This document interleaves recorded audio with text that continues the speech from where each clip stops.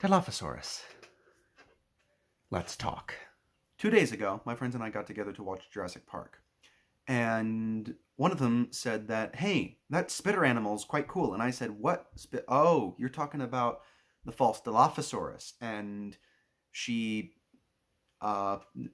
said it was true. And I'm partially making this video to clarify some things up. And also just because I found this topic really interesting and I thought about it yesterday. And I'm not using a script for this video. So if I ramble, I apologize. Cameron, you really need to position the camera correctly. We're good now. So, something that I just thought about, first of all, it's very interesting that we don't know what this looked like. We don't know. Because the most, I'm going to use a different color. The most complete thing we have, the crest we have of Dilophosaurus, is like that. It's a rough draft, but still, like that. Shorten it just a bit, just a little bit. So technically, it could be any, that's poor color. It could be, that's still a poor color. It could be, there we go. Any shape. It could fetching, one sec. Technically, we could have a Dilophosaurus crest that looks like this. We could have a fetching Elvis Dilophosaurus somewhere. We could, in theory, have a Dilophosaurus that has that classic curved shape with the little whoop-de-doo out back there, like Jurassic Park has. Well, Jurassic Park is more... That's more Jurassic Park. I mean, curve that over just a bit. Yeah. Do you guys get what I mean? We don't know what it would look like because just simply because of that. We don't know. It could fetching be just like a giant bulb on top of the head. But not only that, the crest, no matter its shape, the interorbital fenestra, I can never pronounce that correctly. Okay? So, forgive me, I am very hyped about this subject, but Dilophosaurus. The interorbital fenestra connects to the crest. So who knows? Maybe there could be some inflatable structure on the crest. But not only that, it most likely connected to the nostrils. This is so interesting. Such an interesting topic that barely anyone talks about. And I think it should be talked about more because this is cool dinosaur stuff. But I get it, barely anyone cares about dinosaurs today. This. First of all, I'm just gonna go on a slightly mini rant. Don't ever shrink wrap your dinosaurs to where that's their throat. Don't. You're making the poor animal not be able to eat or breathe. I have an eraser. You're not making the animal be able to eat or breathe. Most likely it had a pouch and then the neck, because then the airway and esophagus can flow through. Mini rant there.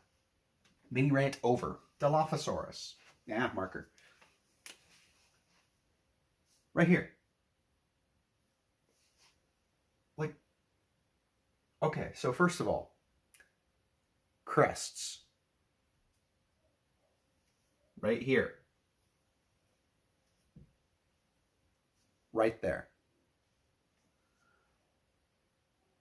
And the thing with Dilophosaurus is it needs those crests to show off to potential mates and rivals or predator. Well, it was the apex predator in its environment, so yeah, just rivals or potential mates.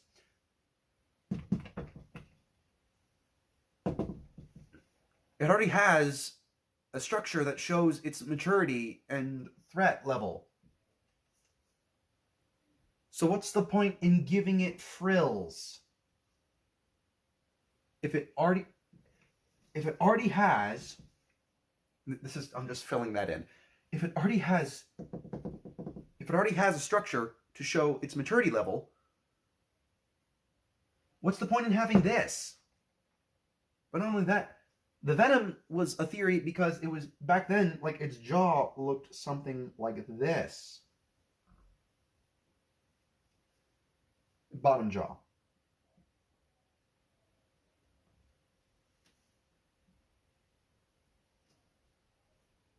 Very poor reconstruction, but I think it gets the idea across. Like, that's the cheek, teeth, anterorbital fenestra, crest, nose, eye, ear socket. It's a very, very, very poor reconstruction, but I'm trying to just get it across. It was theorized to have a weak bite because weak muscle attachments and barely any bone to attach it to. But we know that's not the case anymore. We know that's not the case anymore. And some people, like, well, they're just like, oh yeah, well, the crest, like, the crest probably didn't exist, but it still probably shot venom. No, we don't. Why? Because there's fossil evidence for both venom and a frill. So, frilled lizards, which is what the frill is based off of.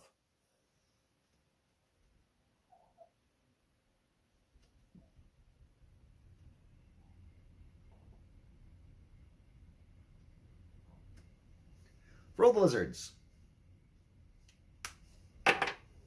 They are a very unique species because they can their frill only opens when their mouth is open. DILOPHOSAURUS in the film opens and closes its mouth while keeping its crest open. So,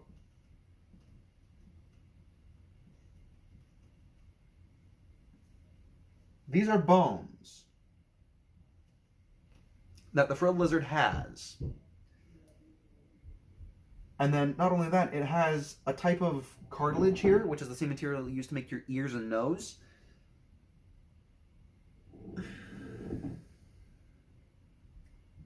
It has this cartilage right here because its skull has like a weird, like, hook to it for some reason.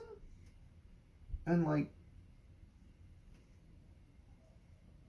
again, very bad reconstruction, but, like, this area right here is meant to fill in this.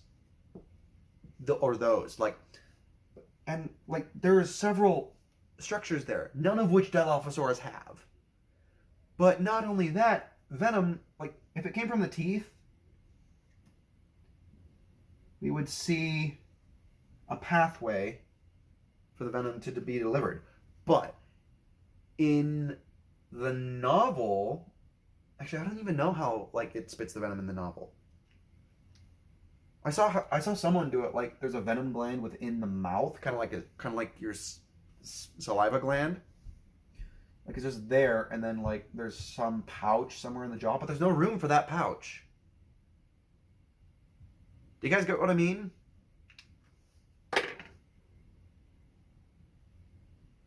In conclusion, we don't know what DILOPHOSAURUS would have looked like. Or, that's a poor way of saying it, but, like, we don't know what their crest would have looked like. We don't know if it was like that, like this, and we don't know what the extent of the anterorbital fenestra, like, I'm personally under the assumption that it inflated, possibly, but again, we don't know. And, like, I personally think that this would have inflated, kind of like the Dreadnoughtus from Prehistoric Planet with the inflatable neck. I feel like this would have inflated, possibly. But not only that, DILOPHOSAURUS most likely had fuzz. I'm under the assumption that it had very little fuzz on its back. Or feathery fuzz, which I don't show in my drawing, darn it. But, like,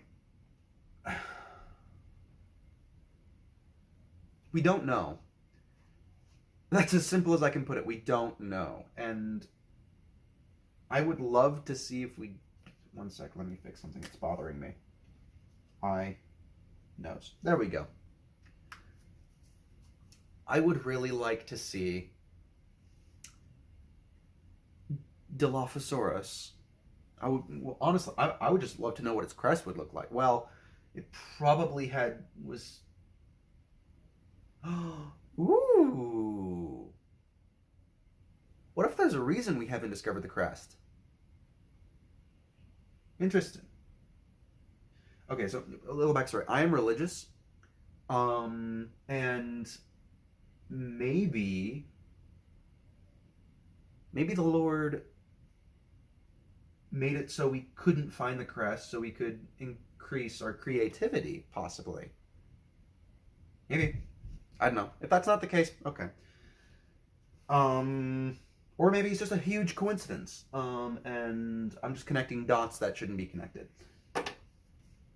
So yeah, that was my whole rant, or let's talk. This is going to be a new series, hopefully. I want to make a new series where I just talk dinosaurs. And hopefully, possibly, I have a guest, like one of my friends, because they don't know much about dinosaurs, but they are full of good ideas, and I want to see if we can possibly do that. Also, I wanted to make this video because I just wanted to show off my drawings, because apparently I am very bad at drawing every dinosaur except for Dilophosaurus. I do not know why. And no, for this, it was just, I created the skeleton, and then I realized that I didn't need the skeleton. I just needed to show... Well, I could have used the skeleton. Anyways, so, that was the video. Yeah. It's a very interesting dinosaur. We know its body structure. We know its skull structure now. I mean, the bottom half of it, at least, like... So yeah, it could have looked like this. It could have just, like, been some Elvis hairdo or some sort of, thing. But yeah. Also, don't worry. I plan to have better lighting and better, audio in my videos soon. But... yeah, that's my rant. That's my Let's Talk on Dilophosaurus. Be sure to like, subscribe, and if you have a dino-obsessed friend, share. Because I think this is a very interesting topic, and I think more people should talk about it. Because, I don't know. The world's depressing. We need to talk about stuff like this to make it less depressing. Yeah.